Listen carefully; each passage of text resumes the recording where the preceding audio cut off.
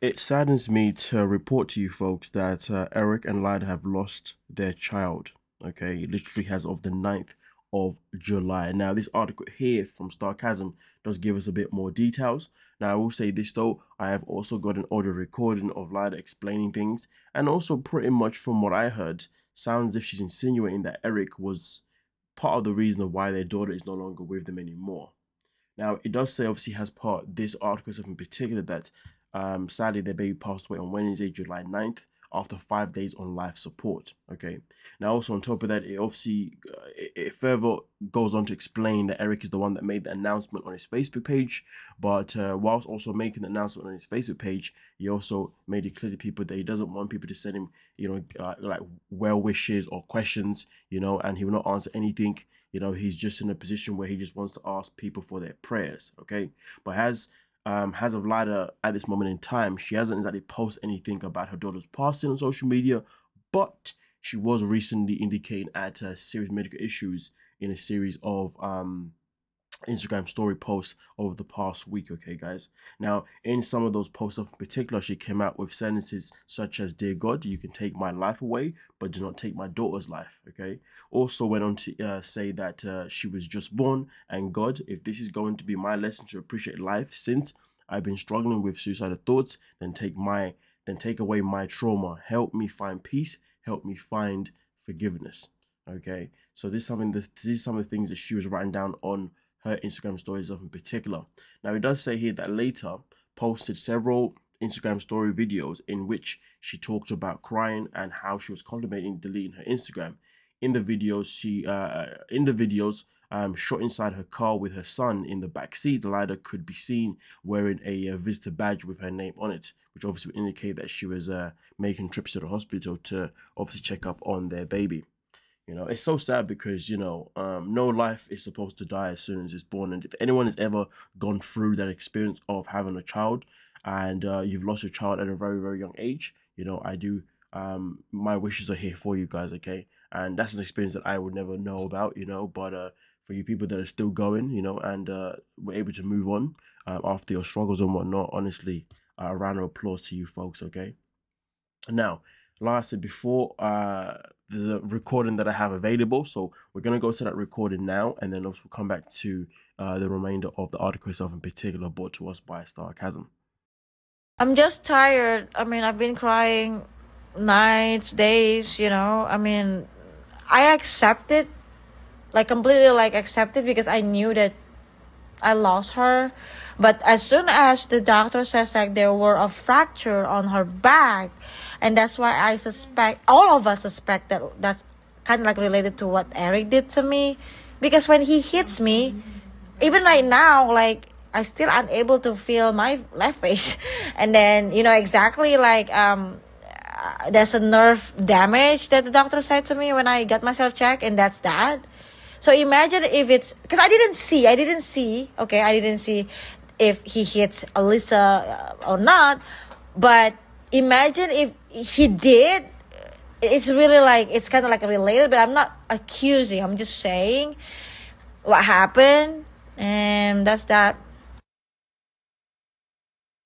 I know, but before we find out if he is the cause, I will file restraining order against him because guess what? I want to get myself protected. I want to get my son and I protected. This is a contingency. This is serious. This is, even my dad says like, I don't want you to get killed, Leida. Go fucking home now. And I was like, I can't, Dad. I still have court to do. I still have a lot of things to do. So that's that. That's where we are right now, Maria. I mean, I know that I know that she's also 5, but at that time, before I spoke to my dad, I still not accepting it. But after I talked to my dad and I no longer resent my dad and we basically reconcile, I feel good, and then I accept it. But now my grief, I'm done grieving. My focus is like justice. That's it. Because I want to know. I never dropped the baby. And the baby was so fine. Can see her still moving legs before I found her like, unresponsive. And I had to call 911 and everything like that. Once they mentioned about the fractures on the back, That's the reason why we suspect something happened when Eric hit me on the face. Because if it make my left face numb, and then like damage my facial nerve, what do you think is gonna happen to damage my baby? Of course, something's gonna happen too.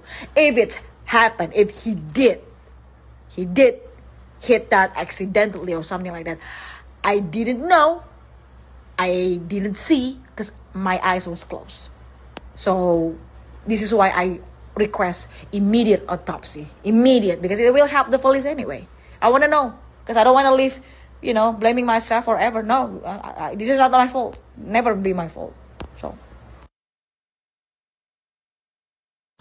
yeah, Maria. I mean, we can go live. I mean, I can jump on your YouTube. Tomorrow, I don't know if it's 10:30 your time, is 9:30 my time. It's gonna be if I even available, because at 8 Central Time, my time, which is 9 your time, your Eastern, right, EST. I will have to be at the court. I have to file a restraining order first. That's my plan at 8. And 8:30, I will have my psychiatrist, my appointment with my psychiatrist, like for half an hour. So that's that. I'm kind of like occupied, but we will try to find way our time tomorrow, because the hospital provide me hotel until I check out on basically Wednesday. But I want to get everything done at my county. It's like an hour and a half drive. Jesus Christ. Tomorrow before I come back here, because it's a lot. It's a lot of driving, So that's that. But let me know if you can do it afternoon or something like that. We can try to working on it, or be like during evening time when when we are free, or when I don't know about their schedule.